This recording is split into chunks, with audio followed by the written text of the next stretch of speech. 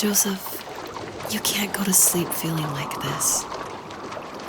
I'm sorry for everything, and I know you need space, but I'm here for you. You don't need to feel so lost. Joseph, have I ever told you what my mother was like?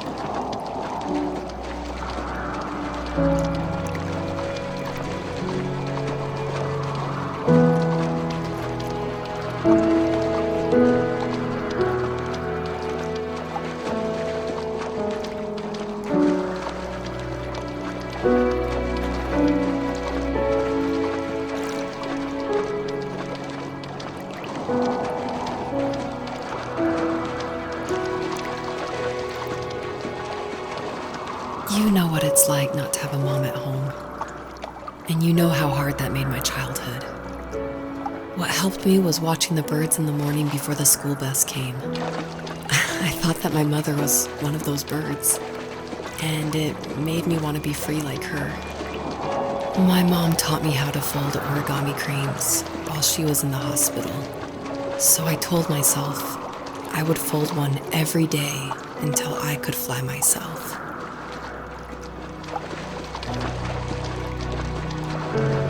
I think we both have always loved animals, and for me that love started with a dog. Sometimes this Rottweiler would come up to our property line and wait at the fence for me, but only once in a while. I was sure to check every day immediately after school, and it usually ended in disappointment. I would even steal money from my passed out dad just so I could buy these off-brand dog biscuits. Even when she did stop by, she never went beyond the fence. Why was she so scared? I think my dad was the opposite of your dad in almost every way, except he was in the military as well. He coped with alcohol of every kind. The trailer started falling apart, he got angry, and I withdrew. More and more I became the weird, quiet kid who made lots of origami birds and carried dog biscuits around. I think we were pretty similar when it came to being the weird kids. And that same sincerity in college was one of the reasons I was so drawn to you.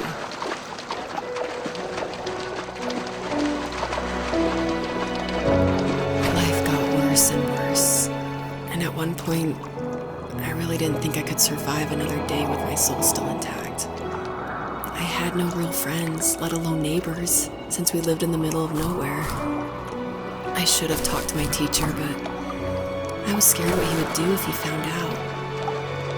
As I waited for the school bus one morning, I walked around until I found something in an abandoned shed. Something I can't put into words.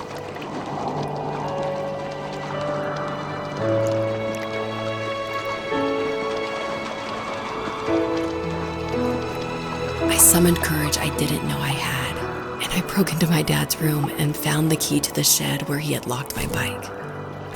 I'll never forget that feeling, with the wind rushing by my ears as the sun rose over fields of wheat. I was flying for the first time.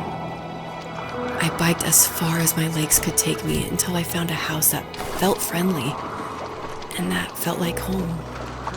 Those strangers helped me in so many ways. And if it wasn't for them, I wouldn't have found my foster family. And if it wasn't for my parents, I wouldn't have met you.